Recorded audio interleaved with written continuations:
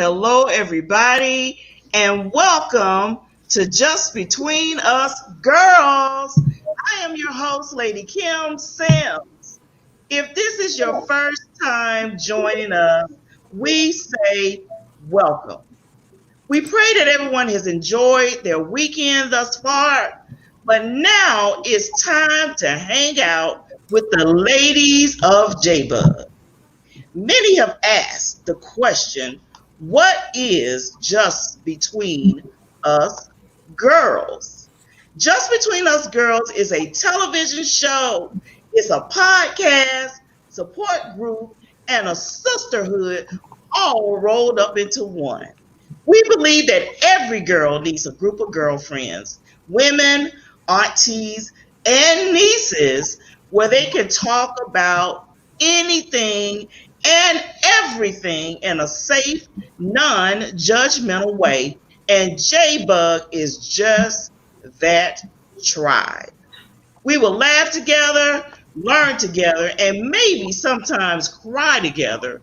But what we will always do is be honest, transparent, and respectful. So we ask that you get comfortable and get those fingers ready, because we have a lot to talk about on tonight. We welcome your comments and we encourage your participation.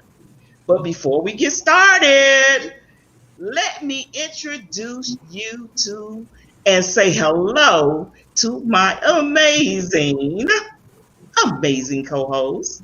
Good evening. She is Miss Positivity herself. Good evening, Janice Millhouse. Good evening, ladies. Hi. She is smart, sassy, and classy. Let me introduce you to Miss Charlotte Taylor. Hello, thank you. She's our PK kid herself, and she'll tell you like it is, and then pick you up and dust you out. That's Miss Angela Davis Burden. Good evening. You'll notice we're missing our funny hype girl on tonight, but she'll be back on next Sunday, and that's Miss Mona Jackson. Woo-hoo! Now, last but certainly not least, we have our free-thinking millennial to break it all down for us. Let's welcome Miss Deanna V. Williams. Hey. All right, ladies of J-Bug, let's get started. Can we talk? Tonight's episode of Just Between Us Girls will be part one of a two-part series on the toxic and tormenting effects of childhood trauma. Part one of the conversation on tonight, we will focus on trauma and how it affects our children. This is a candid and much needed conversation about children and trauma. And we are very, very honored to have our special guest, Miss Chanel Smith, who is a professional counselor and school-based mental health therapist. And she's going to educate us on this very important topic. Welcome, Miss Smith, to Just Between Us Girls. Welcome. All right, Charlotte. All right. So we are here with our special guest, who is a graduate of the University of Georgia and an expert in her field. And she is here tonight to talk with us about how toxic and tormenting trauma can be on our children. And if we are honest with ourselves, we all know someone, or we know of someone, maybe a family member or a friend, who is dealing with or recovering from a trauma. So, according to Monica Furman, who is with the American University Justice Programs Office, she states that much has been written on the topic of trauma, but there remain many essential aspects of trauma and trauma informed care that require further exploration and understanding. It is difficult to definitively say how many children or individuals in the United States have trauma histories, but results from the Adverse Childhood Experiences or ACE study and others have revealed that there is a significant prevalence of trauma, estimated to be close to 2 out of 3 of the population. Wow. The number of individuals with clinical diagnoses of post-traumatic stress disorder, it varies, but has been estimated to be between 10% to 20% of the population. Even if an individual has not been given a clinical diagnosis of PTSD, there is still a high likelihood that they have experienced a traumatic event and that this traumatic event is having an impact on their lives. Oftentimes, individuals with trauma histories don't recognize the significant effects of trauma in their lives. Either they don't draw connections between their trauma histories and their presenting problems, or they avoid the topic altogether. These traumatic events are often related to untreated childhood trauma. But tonight on this episode of Just Between Us Girls, we are going to give a brief overview of how to address trauma with our children, and also we're going to receive some expert advice from Ms. Chanel Smith.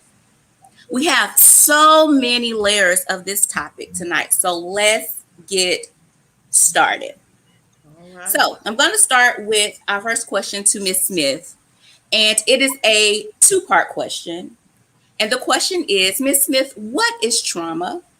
And also, I would like for you to explain or give some examples of trauma or traumatic events that a child may experience. Thank you. So, according to the American Psychological Association, trauma is defined as an emotional response to a terrible event. And so, even further, they go to note that trauma can be a real or perceived threat. And so, it's important to note the perceived portion because perception is reality. And so, there might be instances where something happens and a child perceives it as a threat and it becomes traumatic to them. And there are 3 different types of trauma, and those are acute trauma, chronic trauma, and complex trauma.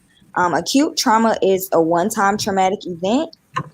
Chronic trauma is reoccurring forms of trauma, and complex trauma is a mixture of both acute and chronic, and that also can account for different types of trauma that kids might experience.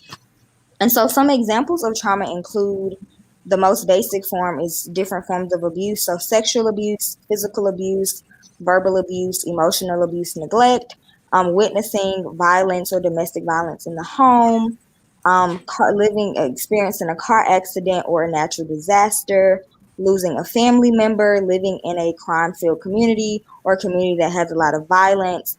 And more recently, another form of trauma would be COVID as well. Wow. Thank you so much. And we often forget that COVID has come in and it's going to cause some potentially some post-traumatic stress down the line as we continue to delve in or dive into COVID and its effects. And I know that a lot of people don't think that COVID may be a traumatic experience, but it can, and it is. Also, recently, the CDC stated that trauma has become a public health concern. So, Ms. Smith, why do you think trauma has become such a public health concern? You mentioned earlier about the ACEs study that was done, the Adverse Childhood Experience. And so basically, I'm not sure how long ago, but some years ago, Kaiser Permanente did a study and they asked different questions about forms of abuse or different experiences that people may have had that are traumatic.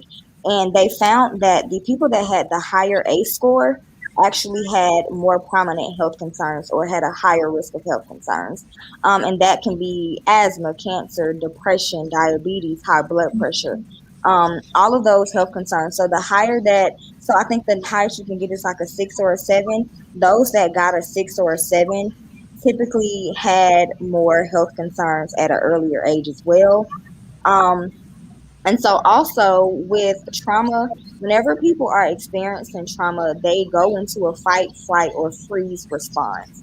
And so either they're going to fight back, they're going to run away, or they're just going to freeze up. And in all of those instances, our body is releasing adrenaline and cortisol. And in healthy amounts of adrenaline and cortisol, it can keep you safe and it can keep you healthy. But the issue is when we are experiencing traumatic things, we're releasing too much cortisol.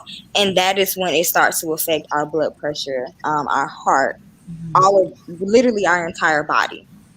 And so the more at some point, if people are experiencing traumatic experiences over and over again, which would be like that chronic trauma or complex trauma, basically at all points of life, they're releasing cortisol. And over time, that becomes a health concern. And one of the most recent things that has come out about trauma and how it's a public health concern is the study of epigenetics. And so that is basically the study that shows how there can be a chemical change from the effects of trauma. And so basically, with the epigenetics, the way it's very sciencey, and I apologize in advance, but epigenetics talks about how our genes are converted into proteins and how they are expressed. And when we have trauma, it changes how our genes are expressed. And so with that, are basically the chemicals in our brains are being modified and changed, and it we pass it down to generation, and that is how trauma is a public health concern, not just for the current generation but also for generations to come. Wow. Oh, wow. So you can pass down trauma intergenerationally. Okay. That's interesting. Oh, wow. And the most common research is done on slavery and those that experienced the Holocaust as well. They did a lot of research on the family members that are alive now and kind of going back and tracing the different types of experiences they had and how the chemicals in their brain and their genetics were altered throughout that process. Wow. So, um, I have another question. It's probably some complex questions, but I'll ask the first and then I'll ask the next. Excuse me. What are the long term effects of untreated or unaddressed trauma? There are literally a million long-term effects of trauma, and I'll kind of go over the most prominent ones. The one that I see the most, I work with adults and I also work with children, is just relational strain and disconnect. Experiencing trauma over and over again, or just having a very traumatic experience and not being able to process it and heal from that, it can cause friction in relationships, family, romantic relationships, whatever the case may be. Some other examples of long-term effects include high blood pressure, like I said, those physical things, the physical health, substance use disorder. People tend to try to heal themselves by using substances. Um, Breathing problems, sleep problems. A lot of people suffer from either sleeping too much or not sleeping at all or not sleeping enough. Extreme anger and sadness that to the outside world would seem to be unexplainable or it doesn't necessarily make sense. And then one of the most kind of fascinating things to me is dissociation. And so that is when people have experienced a form of trauma to the point where physically or mentally they leave their body. And so they start to have an out of body experience. The most prominent example of disassociation is the movie Sybil. I can't remember Sally something, but that movie shows it's a disorder called dissociative identity disorder, and that is where she experienced a lot of different forms of trauma, and she started to create other personalities within herself to be able to cope with that so that she didn't have to physically or that she didn't have to mentally endure those traumas. Wow. Mm. Wow.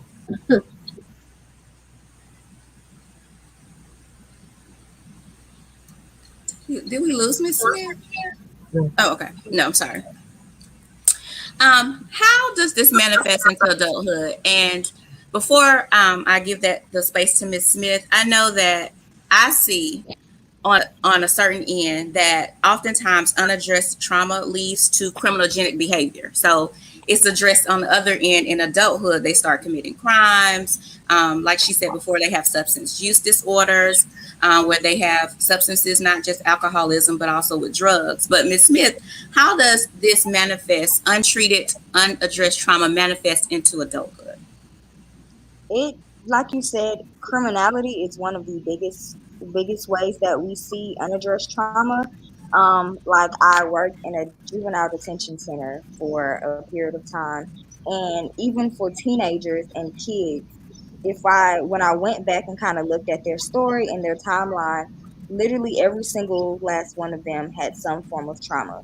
And if you can imagine, as a teenager or someone that's 11 or 12 years old, if they're already being put into the criminal justice system because of some unaddressed trauma, the longer that they're alive and that trauma is not being processed and it's not treated, they're going to continue to put themselves in situations that might re traumatize them, might trigger them again, or just might put them in a situation where they end up in the criminal system like for life. Okay. So, do all out of body experiences mean that it comes from some sort of trauma? Not necessarily. Okay, okay. All right. So, what are some warning signs that children may exhibit when dealing with trauma? And this could be for children who are experiencing trauma, such as sexual abuse or sexual exploitation. And the reason I say that for those individuals is because sometimes they may have been threatened or sworn to secrecy, Mhm. um, and they're exhibiting warning signs that we're really not aware of, and they're doing these things, and we're like, why is that child doing that? But maybe sometimes they have been threatened or, like I said, sworn to secrecy. So what are some of these warning signs um, of children that are exhibiting or dealing with trauma? In regards to children that may have experienced sexual abuse or some form of sexual trauma, one like telltale sign of sexual abuse is hypersexuality at a very young age. And so that's either partaking in sex or partaking in sexual acts or doing things that aren't necessarily age appropriate when it comes to sexual behaviors.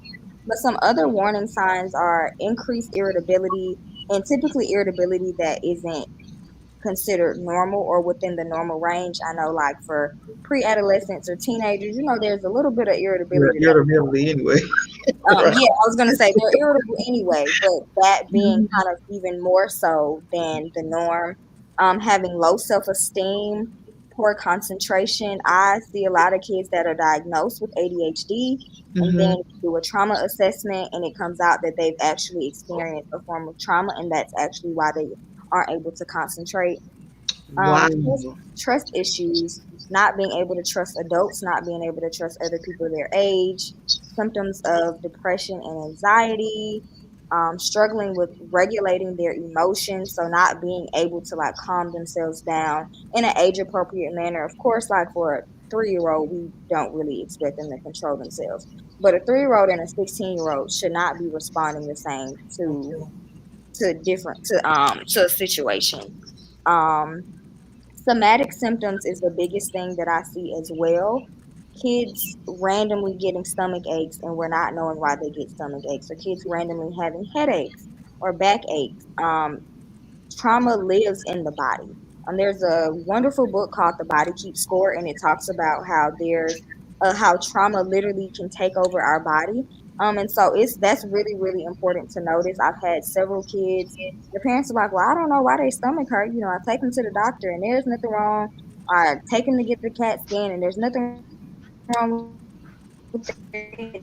But trauma can literally take over their body, and that's how they kind of respond to it. And kids might not even notice that that's a trauma response. Wow. So I like to ask a question when you were saying about trauma can be passed on in genetics and generational. So if a mother who is pregnant experience a traumatic experience while she's carrying that, that fetus, can it then can the baby be born in trauma? I mean, because I know that everything fetus experience while in the mother's womb, everything she experiences, they experience. So can a infant be born in trauma? Yes. Like Wow. you said, everything that the mother experiences, the child experiences. And that is why there are some children that are born and they're already pre-exposed to having hypertension, diabetes, things like that, because the mother experienced so much trauma.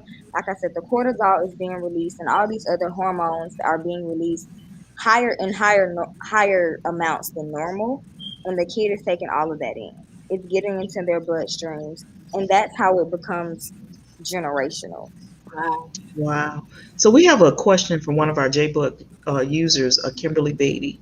She said, "How can you get them help?" I don't know if you're going to cover this later on, but We will. okay. Um, how can you tell? Okay. She also said, "How can you tell?" So maybe she can elaborate on Miss Beatty can elaborate on how can you tell. She asked in the chat as well. How can you tell? So our next question is, how do we then start the conversation with our children who are either experiencing a trauma themselves or who is or going through a traumatic event of a family member? Mhm. Um, so how do we start the conversation with our children about trauma, or if they've been, sexually abused or neglected or physically abused by someone? How do we start that conversation?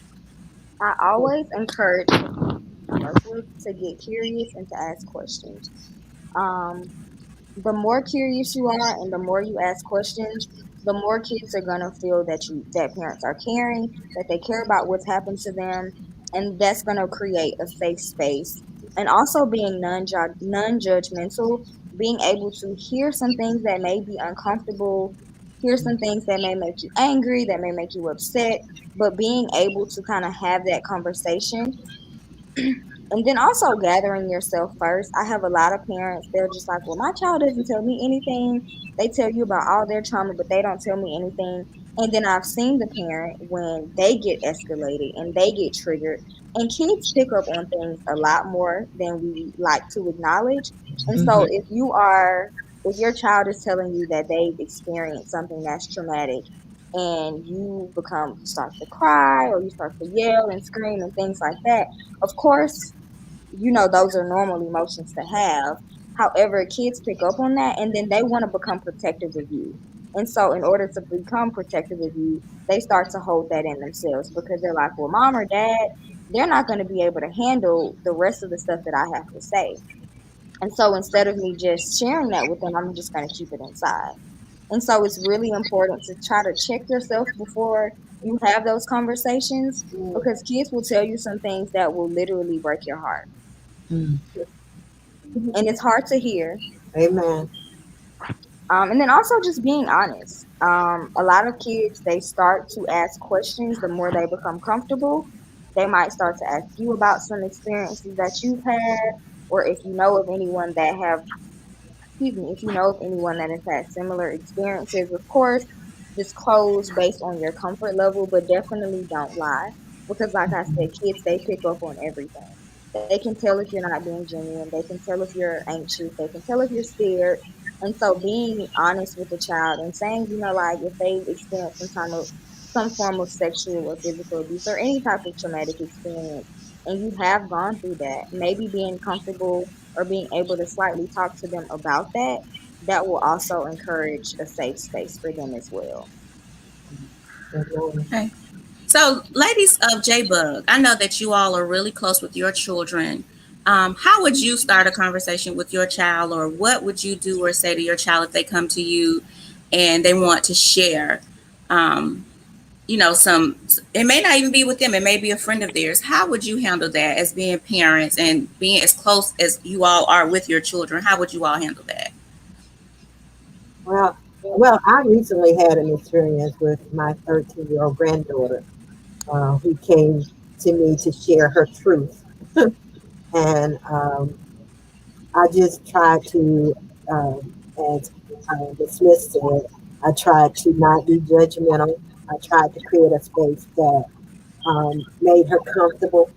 I even tried to somewhat relate or be relatable to the situation she was sharing with me, and and even when she asked me not to share it with her parents, which was kind of hard. I had to create that level of confidentiality with her. She later told her parents herself, but I think she now she feels like she can talk to me because I did create that space where she felt like she could confide in me. And I did ask her questions, um, questions that I felt like were probing questions, not judgmental, but like, what makes you feel this way? Do you think certain things, but I just tried to be very gentle with it, and and try to keep my opinions to myself and not to sound like I was being opinionated. And I think the conversation went real well, because I mean she opened up to me, and something that she said she couldn't do with her own parents because of the way they had responded to her in the past about just not just that particular issue, but just things in particular when it came to kids and discovering themselves. So it was hard. It was hard. I mean, because I had to explain to her, with being a parent, I had to learn this myself. When you have that little baby, you look at this little baby and you start to think of all the dreams and hopes and desires and all the goals you have for them. Mm-hmm. And sometimes what we think and how we want their lives to go, it does not match whatsoever. So we have to, as parents, then learn how to readjust how we have, imagined their lives and accept where they are. And it's not that we don't love them or we're being judgmental. It's just hard.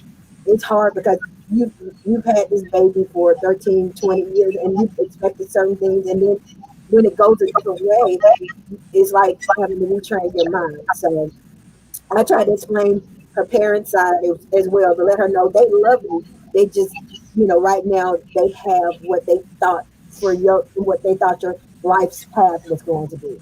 Okay. So that's how I tried to handle it. I can honestly say, in listening to Miss Smith, I was the parent that probably overreacted. I was the parent that, it was just like, but what I've learned over the years as I've matured and is to be able, and my relationship with my son has gotten better. But I have had help from friends where I've actually had friends where he was comfortable speaking with them more so than me. Mhm. And it's kind of hurtful in a way, but as a parent, you want them to come to you and tell you everything. But as I matured and realized, as long as he's able to talk to someone and maybe get that out and get his feelings out, I think it was helpful. I'm learning now to listen more. Mhm. I listen more, and when I don't overreact and we talk as um, comfortable, and I ask questions, I let him just kind of tell me and not be too pushy as a mom. I think we've learned how to be able to communicate a little better. But in the beginning, I was definitely that parent that was like overreacting, wanted to know all the answers. Why is he not telling me everything? And why is he going over here? And why is he shutting down? He was the one that would be irritable, like, oh my gosh, she's asking me like a million questions, which I was. And so, again, I had to learn how to calm down. I'm still working on it. I am not there by any means. And I can relate to what Angela was saying about you having expectations of what you want the route you want your child to go. And you have to, and I'm learning to let go of my expectations of what I had in mind for him and allowing him to find himself. And that was difficult for me. But I'm learning to be a good parent. You really have to. It's not about what I want. It's about what it is that he wants and what God has in plan for him. So this has been extremely eye opening so far for me as a Absolutely. parent, which I love because I really wanted the information. And I know we have some comments in here, but thank you so much for just really explaining a lot of this to us. I Yeah, appreciate it. absolutely. One of the things that my late husband and I discussed when we began having children together was, we wanted to be approachable. It was important for us to be approachable so that our kids felt safe to come to us with whatever. But let me confess that it didn't always work that way with me and my daughter. I mean, when I had a child, my first child, that was a phase of life that I had never experienced before. And I mean, she came with no instructions. I mean, I didn't know what I was doing. Half the time, I was like, I can't believe she listening. You know what I'm saying? Right. But we wanted to be approachable. I learned better over the years, and I've gone back to my daughter several times and apologized. Please forgive me because I didn't know. I was doing the best that I could.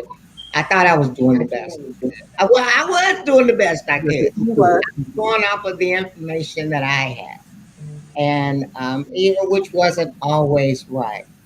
And when we are blessed to grow a seed in our bodies and give birth to a baby, the baby isn't our possession. The baby isn't our trophy. We're just blessed to have this soul come through us. And as Lady Kim says, for whatever God's plan is for that child's life, as a parent, I'm just glad that God allowed me to have some part in whatever this child would become. I knew that my job as a parent was very important. I had to be present, but being present doesn't mean you always have all the answers. And I have two boys and a daughter, I have three kids. Our relationships are wonderful. I hear from them all the time. They always want to talk to me. But it wasn't always the case with my daughter. So, I'm glad to know that to be given this education on tonight. And I wholeheartedly believe that I will be my children's best asset when they begin to have children because there are things that I now know as a grandparent that I didn't know. And I'll be able to share those things with them and help them to navigate this parenting road. So thank you for being here tonight. Amen. Yes. You're welcome. Thank you Yes. for having me. Amen. So I had like I used to be the person that would overreact, and what I found is that the kids nowadays, um, they'll test you with information to see how you'll respond. It won't even necessarily be truthful. They'll come up with something and say, "Let me just say this to you know see how they're going to respond." And one thing that I noticed with my oldest daughter is that you know that like I knew that in a moment that if I responded the wrong way concerning this thing, then it would completely, sever her from being able to feel like she can come with me to anything else. And this is, something considerably small, but I look at as, she's growing and maturing, and she's going out into the world, she's gonna experience, greater things, larger things that that are gonna far surpass that small thing.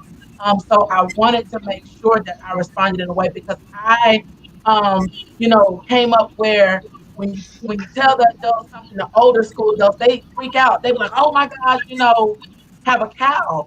And I just didn't want to be that person because I've taken, being a single mom, um, I've gotten into in situations where I'm looking for help, looking for advice on how to raise and respond to my children. And however, no stones thrown at anyone, but we can't always take the advice of everybody.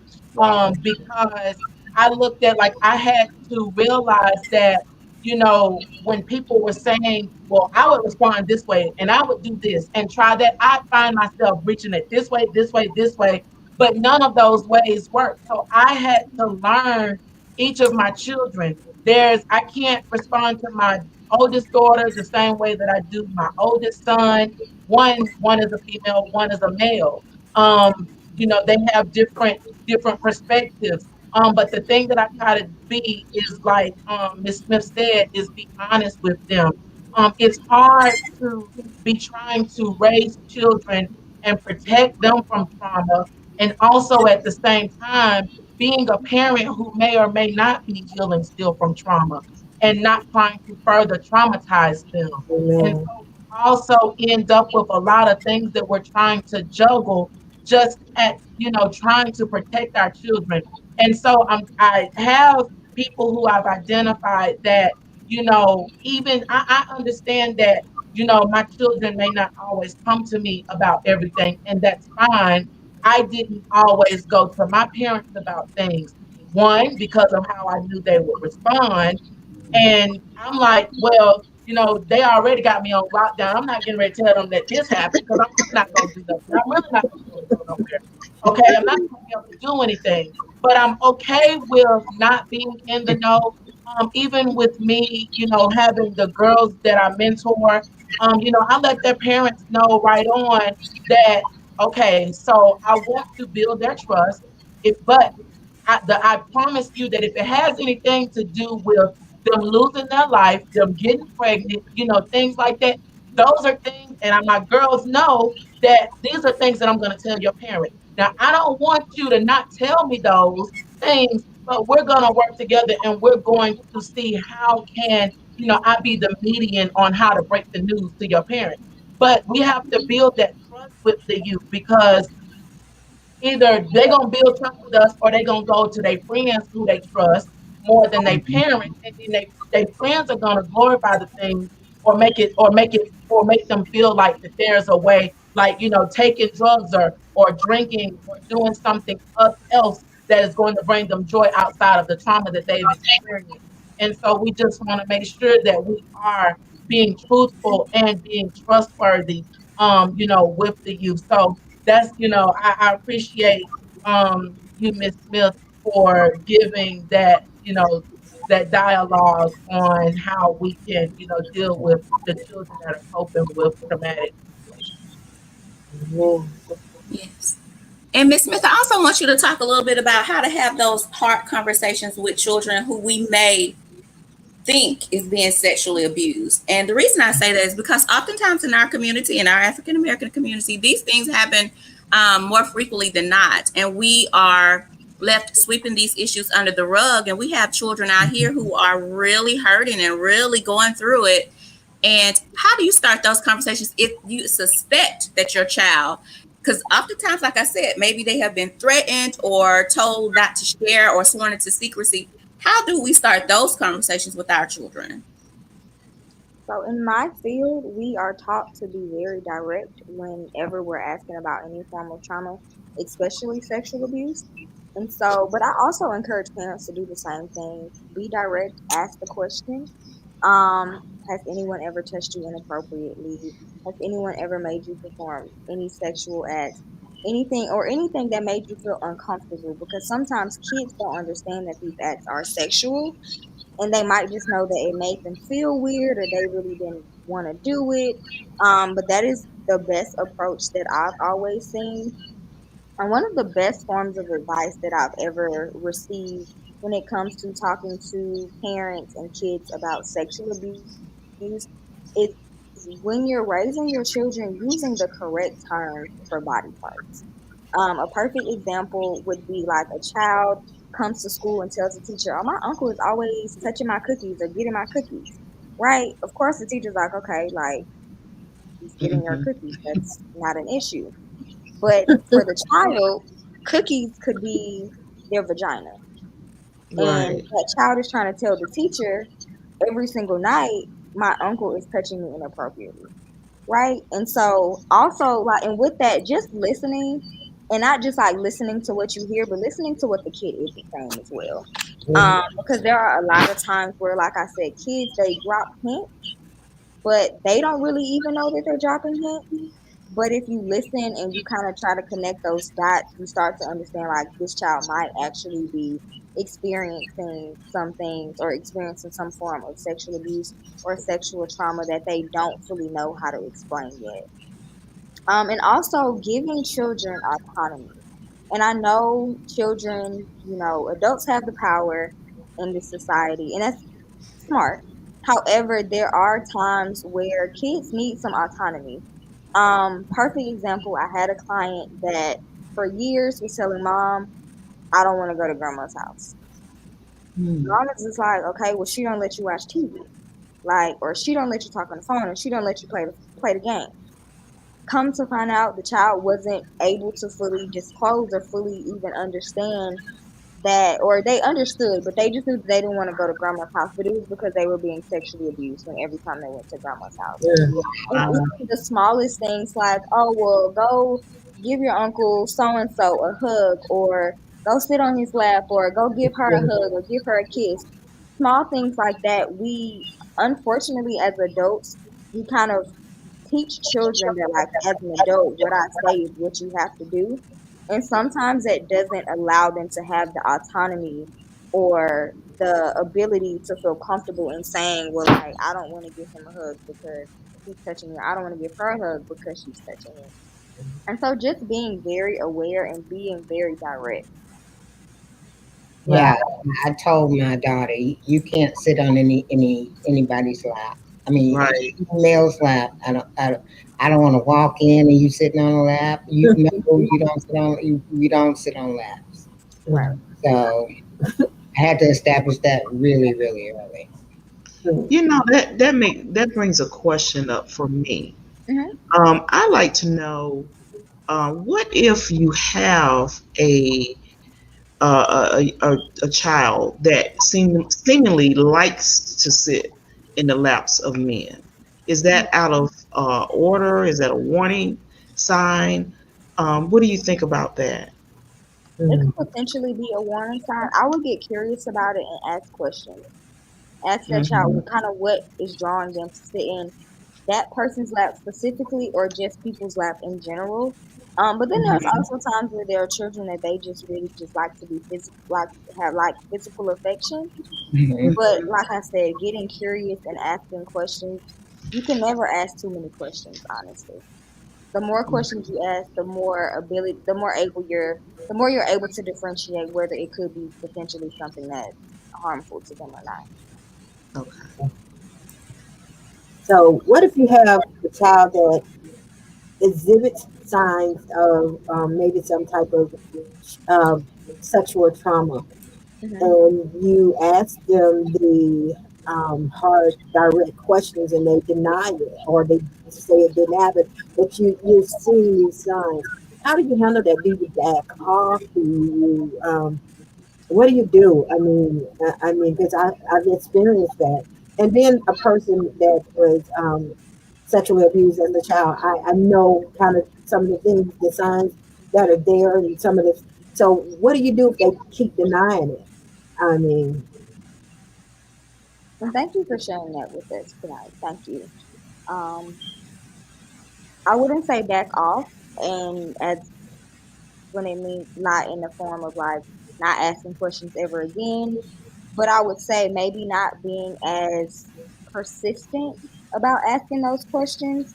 But I would definitely encourage you to continue to be a consistent and safe environment for that child because they might not be ready to disclose at that point.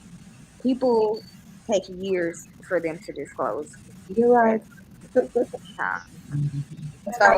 sometimes Absolutely. asking the questions too much when they are very adamantly like, I don't want to talk about it, I'm denying this. Sometimes that can cause them to shut down completely.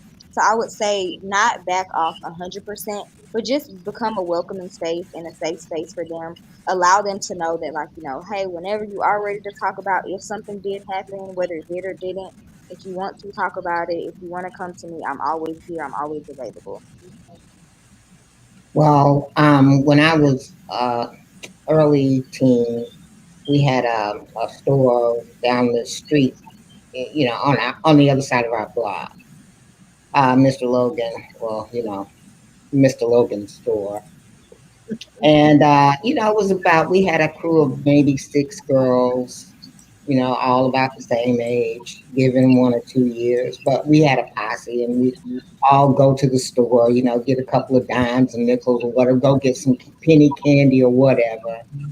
Um, I, One day I ran into the store and I wanted some candy. And Mr. Logan said, "Come around here. You can pick your own candy. You ain't got to show me. You come pick your own candy." And I didn't think anything would be wrong with that until I got behind there, and that man started groping me, and I had to fight off to get out of there.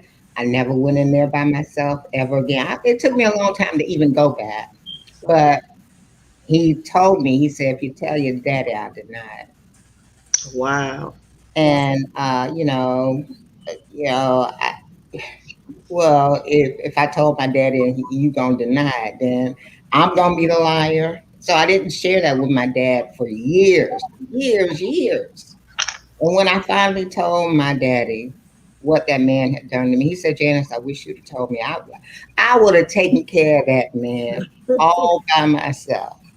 And it just, I don't know. I was brought up in a strict home, and all the adults were band together in my mind. You're not gonna believe me, okay? So Amen. Thank you for Amen. sharing that. Amen. Wow. So, my next question is, what are some strategies that we can use to help our children recover from trauma? And also, when is it time to seek professional help? Mm.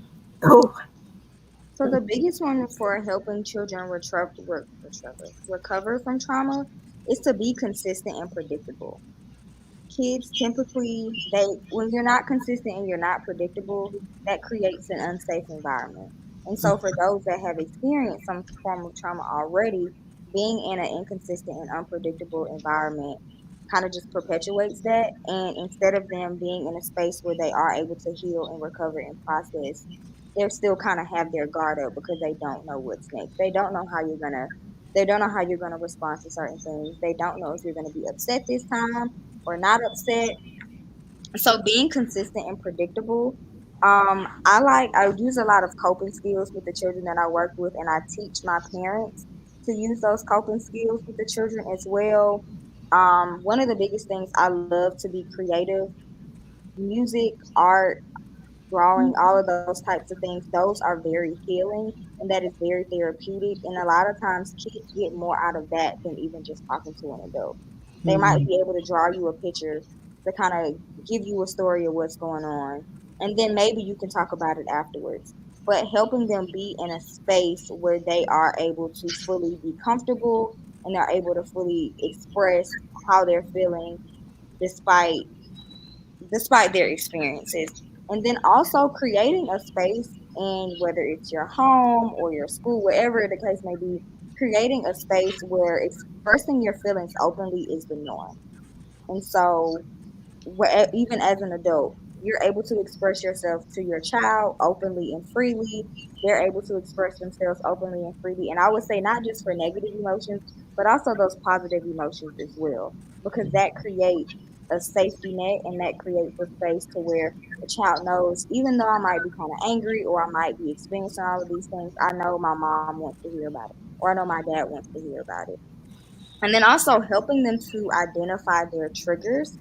That is the biggest thing with the kids that are now, a lot of them do not know their triggers, and a lot of their parents don't know their triggers, but helping them to kind of identify the event that leads up to these different types of either behavioral concerns, depression, anxiety, panic attacks, whatever the case may be, helping them identify what happens before and then what happens afterwards can help them recover. Okay, and then my next question is, when is it time to seek professional help? This answer is very simplistic, but when it starts to affect your daily life and daily functioning, it's time to seek help. Amen. When a child isn't able to sit in class because they can't concentrate, their mind is on different things, they're too hyperactive or they're too reactive to things, that's when it might be time for them to seek help. Or if And they're where being do shut. you? Sorry, Oh, go no, ahead. no, I'm sorry. I didn't mean to cut you off. Go ahead. And also like in the kind of the opposite of that, if they're shutting down, if they're isolating, they're not talking to anyone at all, or they're not talking to you, they want to be in their room all the time, they don't have any friends, things like that, that might Mhm. be a point or a sign that they need to get some professional help as well. And where should we seek this professional help from? Like, is there a place they should go? Should they do a therapist? Should they do a psychiatrist? Should they do a psychologist? A school counselor? Where should they seek the help from? So typically I tell my parents, well, when they get to me, they've already sought out help.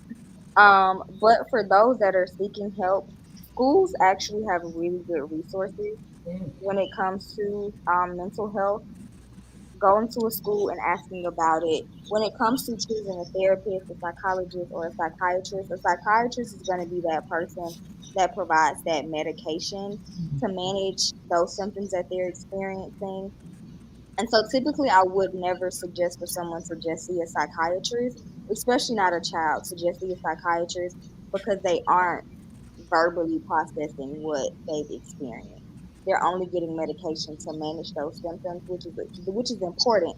But they also need to actually process and talk to someone about that. When it comes to choosing a therapist or a psychologist, it kind of is your preference.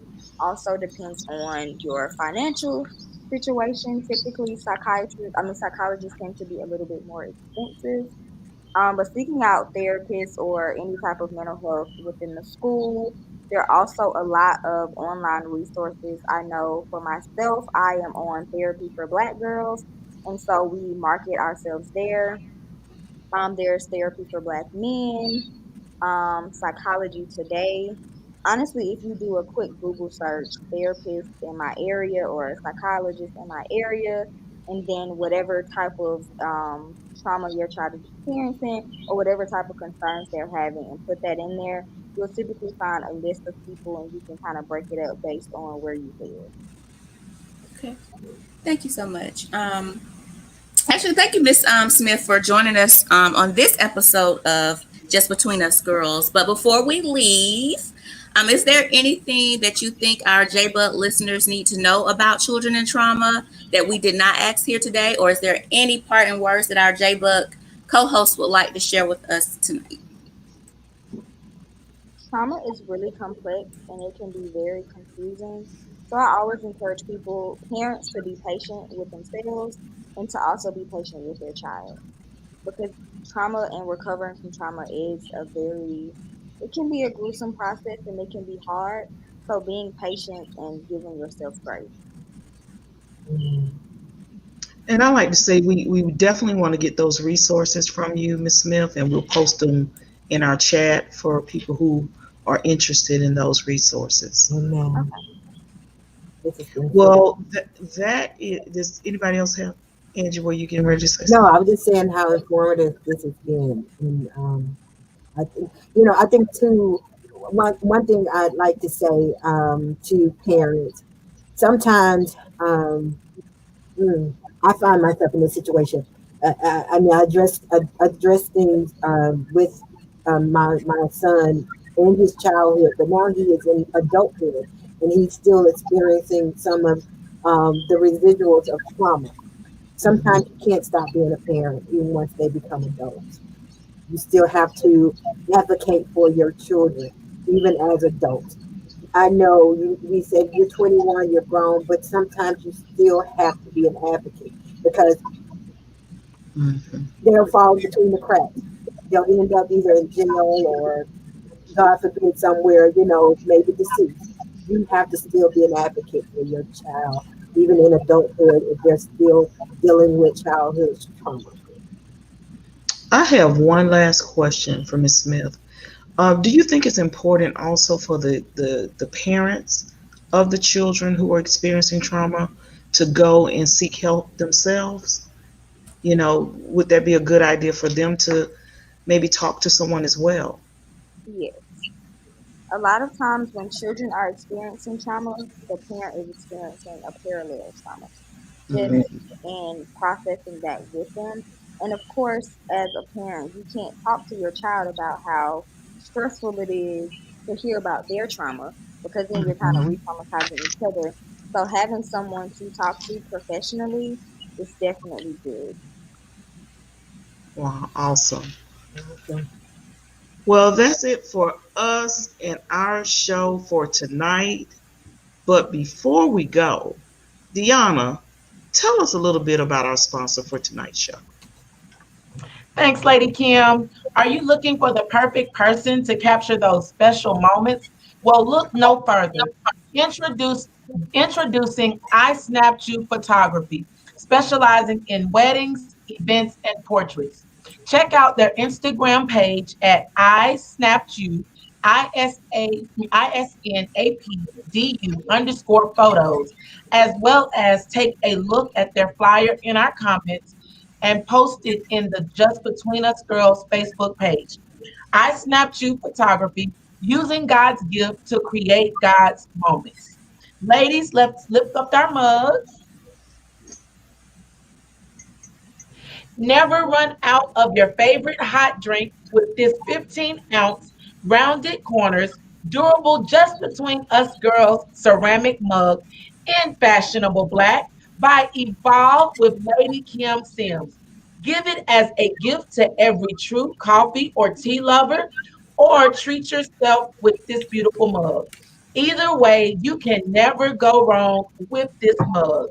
You can order this and other products by Evolve with Lady Kim Sims by visiting our website at www.comeevolvewithme.com/JBUG. Please allow up to 4 to 6 weeks for production and shipping. Interested in being a guest on the show or advertising your product or service? Email us at contact@comeevolvewithme.com. Charlotte? Thank you so much, Deanna. We hope that you enjoyed our show tonight. We have great news to share. We are now live. Yes, I said it live on both Facebook and YouTube. So check us out on our updated Just Between Us Girls YouTube channel by clicking on the link that I will provide in the comments. Also, by going to our website at www.comeevolvewithme.com/JBUG and clicking on the YouTube icon at the bottom of the page. But don't forget to hit the bell to be notified of future shows. So help us to get the word out by sharing tonight's episode on Facebook and YouTube. Angela? All right, we've come to the segment of our show that we give all our Just Between Us Girls listeners a thought of the day. Today's thought of the day is courtesy of the Blue Knot Foundation. Trauma is everyone's business.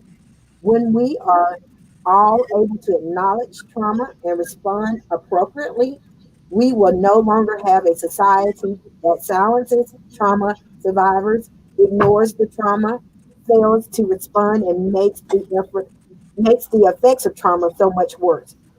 By employing trauma informed principles, we can build a trauma informed society. This will pave the way for levels of psychological and physical healing on a scale not previously possible. To do this, we need to build our capacity to talk about trauma across the board, which will improve our health both as individuals and as a society. This will also limit any regret related to not knowing and not doing everything we could to help our fellow citizens receive the support they need to recover. Lady Kim? Thank you, Angela. What an amazing and informative show we've had on tonight. We'd Absolutely. like to thank you, our JBorg listeners, and Miss Chanel Smith for joining in on the conversation on tonight. Yeah. Meet us here, right here, every Sunday at 7:30 p.m. for great conversations just between us girls. Amen. Good night, everyone. Good night. Good night.